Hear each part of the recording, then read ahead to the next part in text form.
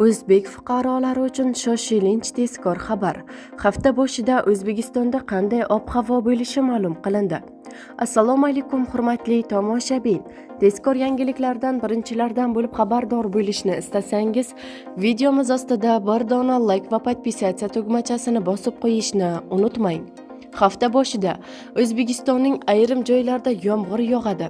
O'zgidromet 29 dekabr kuni qanday ob-havo bo'lishini ma'lum qildi. Unga ko'ra Toshkent shahrida kechasi yomg'ir yog'adi. Harorat kechasi 6-8 daraja iliq, kunduzi 15-17 daraja iliq bo'ladi.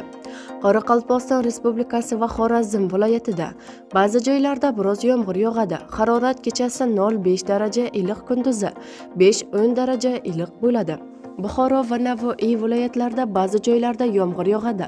Harorat kechasi 3-8 daraja iliq, kunduzi 13-18 daraja iliq bo'ladi. Toshkent viloyatida kechasi ba'zi joylarda yomg'ir yog'adi. Harorat kechasi 3-8 daraja iliq, kunduzi 13-18 daraja iliq bo'ladi.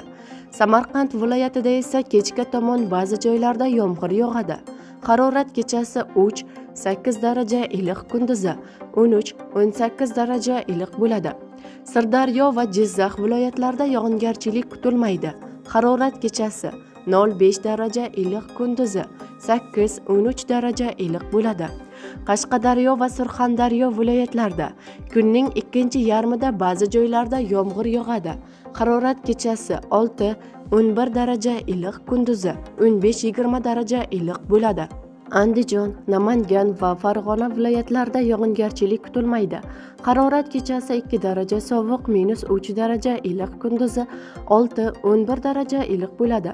Respublikaning tog' oldi va tog'li hududlarida esa havo o'zgaruvchan bo'ladi. Vaqti bilan yog'ingarchilik, yomg'ir, qor ayrim joylarda kuchli bo'lishi mumkin. Ba'zi joylarda tuman tushishi mumkin. Harorat kechasi 3 daraja sovuq, -2 daraja iliq, kunduzi 3-8 daraja iliq bo'ladi deyiladi prognozlarda.